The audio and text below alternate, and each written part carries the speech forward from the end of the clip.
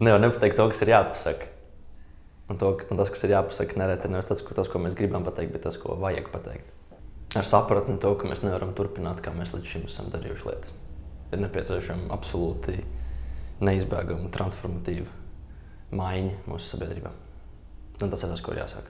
Tas ir jāapzinās, ka mēs esam punktā, kurā mēs nevaram vairs turpināt tā, kā mēs esam līdz šim dzīvojuši. Un lielā mērā tas ir izaicinājums tieši mūsu paudzē.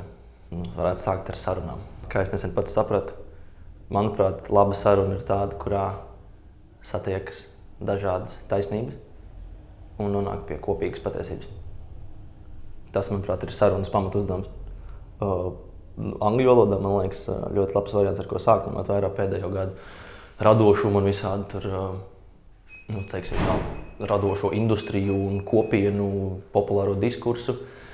Vārdā dizains pirmais burts D nozīmē dialogu. Viss sākas ar sarunu. Jebkas ir nepieciešams pretnostatīt savu patiesību, savu taisnību citai taisnībai un viņu mēģināt atšķirt. Ar to atšķirās taisnība no patiesības.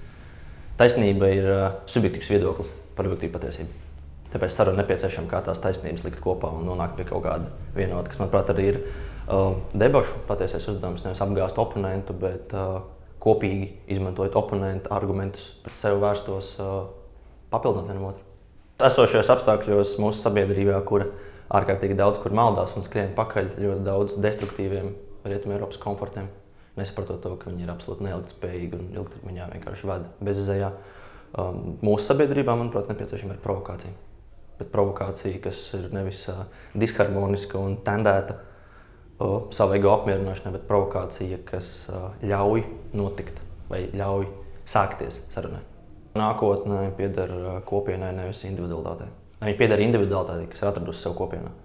Mums ir jāsaprot, ka šis gadsimts, kurā mēs esam iesoļojuši, absolūti ir atšķirīgs no 20. gadsimta, kurā tomēr tika likts uzsvars uz cilvēku individu sasniegumiem, un, protams, ir jākoncentrējas uz kopienas sasniegumiem. Un varētu sākt ar to, ka mēs varētu vārdu kopienu jēdzienu vienkārši iztirzāt daudz dziļāk, jo pagaidām lieto vārdu kopienu, proti ar to domāt kaut kādu plašāku cilvēku vai kādu būtņu kopumu, kas identificējas ap vienotu jēdzienu, vai tas ir telpisks vai sociāls vai mentāls. Lielākoties cilvēkiem, kas tomēr Latvijā vēl ir pie teikšanas, tie ir 45+. Vārds kopiena asociējas kaut kādu kvazi ezotērisku jēdzienu par, 65. gada hipiju sabiedrību. Man nav ne jausmas, ja godīgi, kāpēc ir Latvija. Tieši tāpēc, ka mēs esam pārāk daudz aizrāvušies ar kas ir Latvija un kā Latvijai būt, nevis kāpēc šai valstī ir vispār jāeksistē. Ar to būtu jāsāk. Un tas, manuprāt, ir labs sarunas iemesls, kāpēc vispār mums ir šī valsts un kāpēc mēs viņu vispār veidojam. Un ja mēs atbildēsim, kāpēc mēs viņu veidojam, tas, manuprāt, ļoti labi norādīs uz ārkārtīgi daudz disfunkcionālām praksēm, to, kā mēs viņu veidojam. Dažādu viedokļu nepieciešamība, multikulturālisms, dažādu nāciju un tautu iespēju sadzīvot vienā zemē ļoti draudzīgi. Tas ir tas, par ko mums ir jārunā. Bēgļu diskursus pēdējā mēnesī, manuprāt, ļoti labi parādīs to, ka mēs neesam tikuši pāri ne par kripatu kaut kādām ārkārtīgi smagām etnocentriskām traumām. Kaut kādiem ārkārtīgi dziļiem protekcioniskiem aizspriedumiem attiecībā par citām kultūrām un citām nācijām. Mēs esam ļoti mazi, un līdz ar to mums ir iespēja ļoti īsā laikā kļūt ārkārtīgi efektīviem. Mēs esam mazi, un tas ir ļoti, ļoti labi. Tajā pat laikā, kas ir slikti, mēs nesaprotam to, ka, ja mēs esam tik mazi, uz tomēr proporcionāli tik plašu zemi, es apzināti pēdējā laikā nelietoju vārdu valsts, ņemot vērā valsts un nācijas kā institūcijas rašanos, kurā gadsimtā un kā projekts ir veidojis. Man liekas, tas vajag runāt par zemi pie Baltijas jūras. Šī zeme pie Baltijas jūras priekš 2 miljoniem cilvēku ir ārkārtīgi plaša. Un ir pilnīgi muļķīgi domāt, ka 21. gadsimtā, kurā jau beidzot mēs saskaramies ļoti konkrēti, ko nozīmē globāla migrācija, robežu neesamība, ir muļķīgi domāt, ka šī zeme nākotnē būs nacionāla, vienai tautai piederoša. Tas ir vienkārši muļķīgi. Tas ir jāsaprot jau saknē.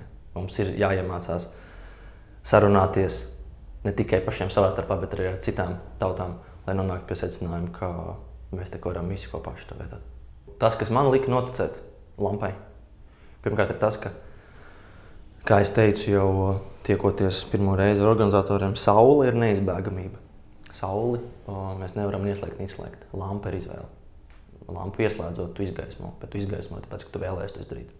Līdz ar to sarunu festivāls Lampa manuprāt, iezīmē ļoti labu virzību vai kaut kādu inerci, kas varētu ar laiku augt.